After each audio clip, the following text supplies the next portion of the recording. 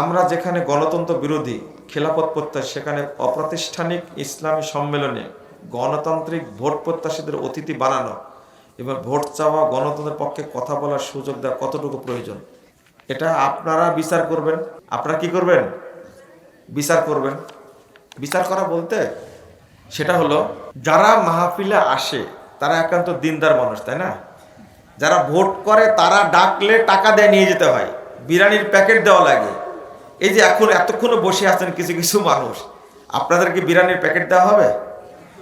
টাকা দেওয়া হবে? এই সুযোগটাই রাজনৈতিক ব্যক্তিরা নেয়। কথা কি বুঝতে পারলেন? এই সুযোগটাই রাজনৈতিক ব্যক্তিরা নেয় এইভাবে, যে লোকজন জমা হয়েছে, এখন ঈদেও এই সুযোগ নেয়, জালসাতেও নেয়, জুমাতেও নেয়, নাই না? এটা তাদেরকে বলবেন, আপনি আসতে পারেন সম্মানী মানুষ, কিন্তু ভোটের ওয়াজ করেন না, ভালো হলে এমনি ভোট দিব আমরা।